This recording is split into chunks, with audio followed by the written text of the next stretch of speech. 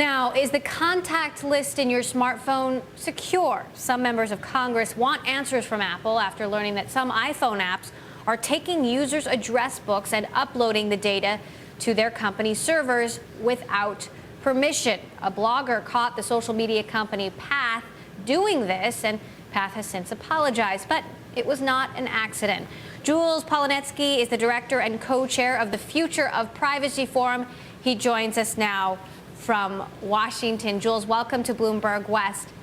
A lot of big name companies are doing this. How extensive is it? How often is this happening without our knowledge? Well, I think we should put in perspective what's happening, because there's a small problem here and there's a big problem. Most of the companies that have been dinged for accessing users' address books or contacts weren't doing it because they were going to sell your address book to a spammer or they were going to market to you. Most of them were accessing your contacts to help the users use the app to connect with friends, to play a game. What they weren't doing was making it very clear to users that we're not just finding your friends, we're uploading your entire address book, we're keeping it. Some of them had a good reason to keep it. They are keeping it so that if a new friend joins later, but they didn't tell anyone about it. And so it was the surprise. Guess what? These applications are doing this on iOS. The same applications are doing the same thing on Android, but Android requires you to sort of list all the different permissions that you have if you're an app. You know what people are doing? They're clicking through that permission. It's nice that it's laid out there. Users know about it. So we don't have a situation of companies really doing anything nefarious. We have them being a bit clueless, because if they had asked users, can we upload your address book to help find your friends here so you can connect to them, so you can play a game with them, which is the purpose of some of these apps, most users would have said yes. It was the asking and it was the not asking and taking without permission that I think has created the alarm. And I think what a lot of people realize for the...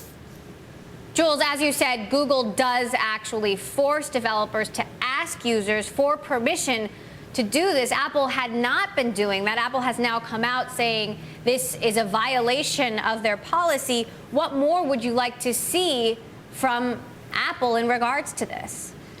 I got to tell you, I want to turn a little bit away from Apple and Android. They ought to do the responsible thing and make sure that developers are required and encouraged to ask for permission. But I want to turn this to the app developers, because I don't know that we want the platforms controlling everything about what happens on that device, right? I don't want to ask Microsoft what programs I download on my computer. They ought to do the responsible thing and set a bar.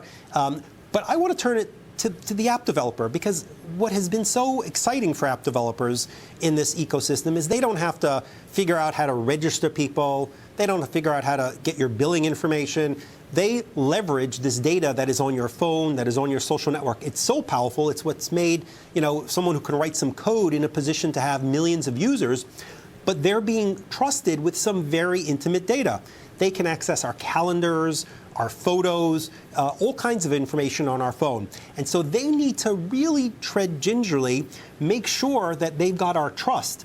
People sitting at their computers are always a little nervous. Am I being tracked? How are the cookies being used?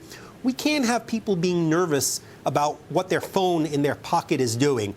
The reaction to what folks have learned here may end up being the platforms clamping down, policymakers wanting stricter rules, and apps having a much harder time getting the information that they need to provide the services. So we're going to need to see the developers stepping up and taking responsibility, not arguing, well, I'm just a startup, this is a new business model, I'll get my alpha release out, I'll update it to deal with the privacy issues.